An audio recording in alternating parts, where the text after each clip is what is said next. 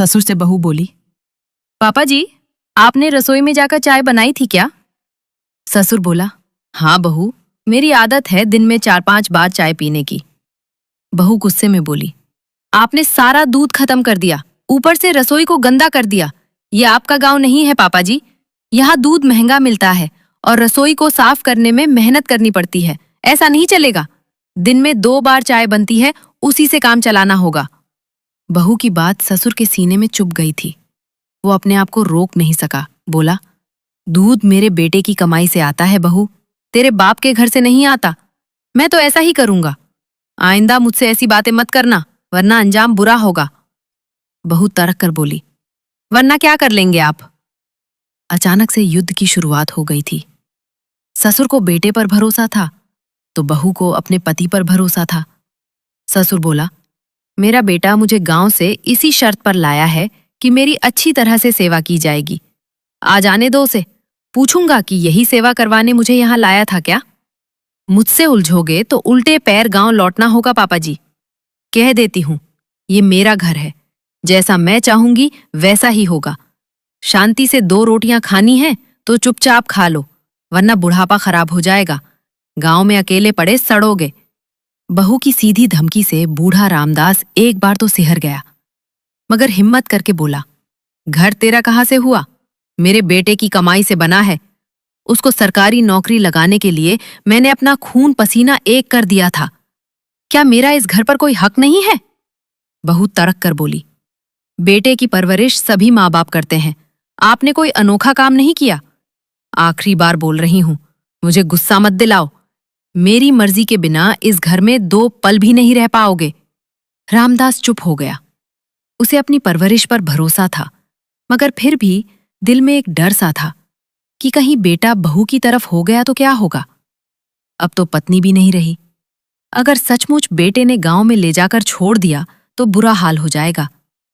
रामदास चुपचाप अपने कमरे में बैठा था। उधर बहू की आवाज उसके कानों में पड़ रही थी। वो फोन पर कभी अपने पति से तो कभी अपने पीहर वालों से बातें कर रही थी। कभी कभी वो चिल्ला पड़ती थी। रामदास का कलेजा धड़कने लगा।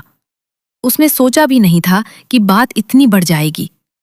रामदास को याद आया जब उसकी पत्नी ने कहा था, मैं बीमार रहती हूं, जब नहीं रहूं तब अपने बेटे बहू के पास जाकर गर्मी मत दिखाना, चुपचाप रोटी खाकर कोने में पड़े रहना।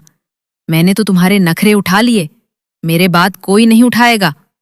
अचानक रामदास को अपनी गलती का एहसास हुआ। उसने सोचा, अभी बहू से माफी मांग लूं, मगर अब तो स्वाभिमान का सवाल था। इसलिए चुपचाप कमरे में पड़ा बहू की बातें सुनता रहा। बहू किसी को कह रही थी कि अब इस घर में या तो ये बूढ़ा रहेगा या मैं। बहू, तू तर्क पर उतर आई थी।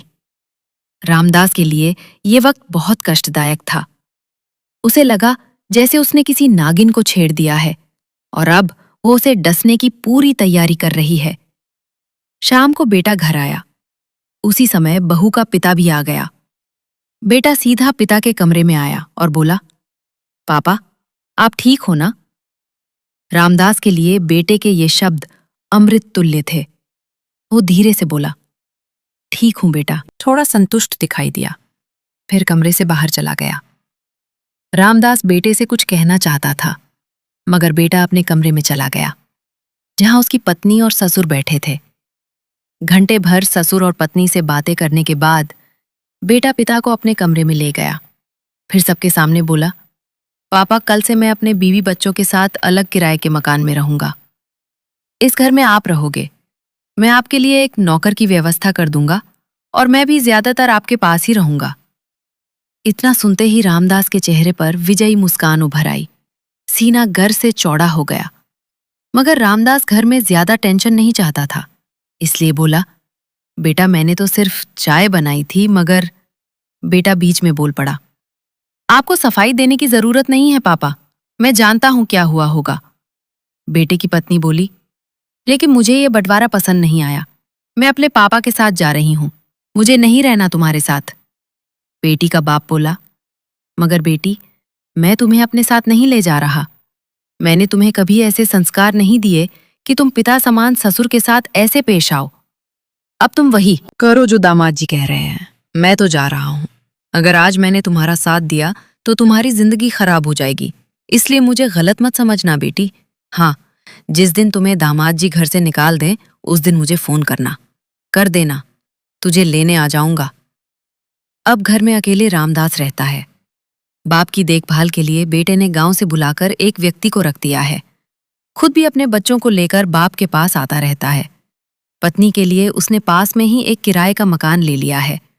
अब वो पत्नी को पिता के पास नहीं आने देता, क्योंकि उसे अब पत्नी पर भरोसा नहीं रहा। माँ बाप पति की जिम्मेदारी है। पत्नी को उनकी देखभाल में सहयोग देना चाहिए, ना कि उनके साथ दुर्व्यवहार करे। कहानी कैसी लगी कमेंट करके बताइए। अच्छी लगी तो इंडियन जोक्स फेसबुक पेज को फॉलो करिए। वीडियो को शेयर करके दोस्तों को पास भेजिए। इस तरह की कहानी रोज आप लोगों को मिलेगी।